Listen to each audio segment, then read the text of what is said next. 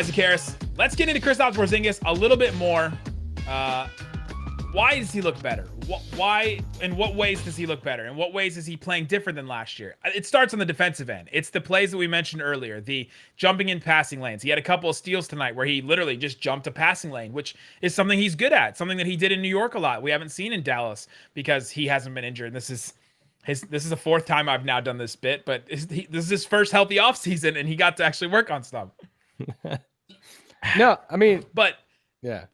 He gets to work on some of this stuff, and he's gonna look better and be more confident and all that stuff. It all goes together. I made a joke on Twitter, but even the way he pulls down rebounds is different. Like, he's pulling down rebounds, and he had 4 offensive rebounds, 5 defensive rebounds in this game in 22 minutes. The way he pulls down rebounds and just smacks the ball, it's almost to the Carmelo Anthony, get the F out of here, I got this, right? Like, if you ever, I was watching the Lakers-Warriors game the other night, and every time you can hear in the rim mic Carmelo go, get the fuck out of here. Like you can just hear him. It's not that level yet, but he's grabbing him with authority. Westbrook wants to punch him every time.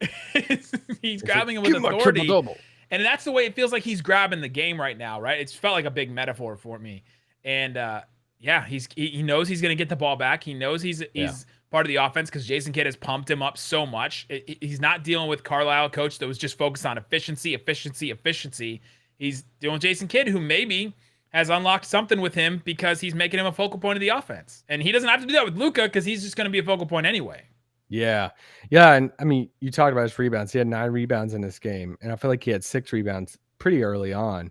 It's like, that's another like testament that just how hard he's trying. There was a moment, I want to say it was like 2 minutes ago in the first, maybe the second.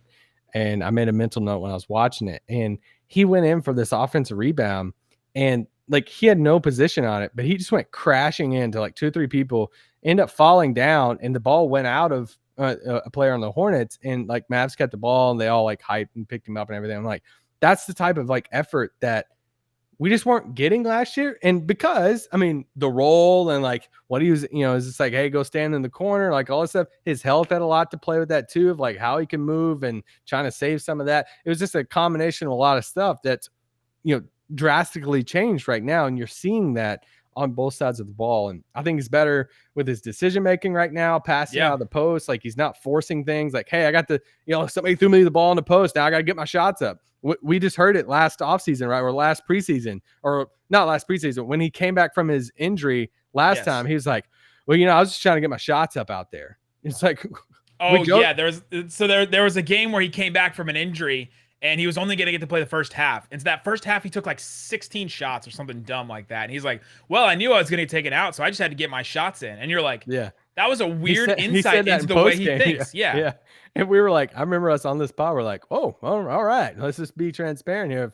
It's got to get the shots up. And I mean, that's what shooters do though, right? I don't want to fault him. I appreciated that he told us that was something that he, thought about and was cognizant of. But yeah, that's but he's not. But he doesn't have that right. Like right now, like he has a green light, but there are different times he got the ball in the post in tonight's game where it's like, and then he passed out, even though if he had LaMelo on him or whoever it is, it's like it feels like even he had 3 turnovers, but it's whatever. Like it feels like he's so much more comfortable.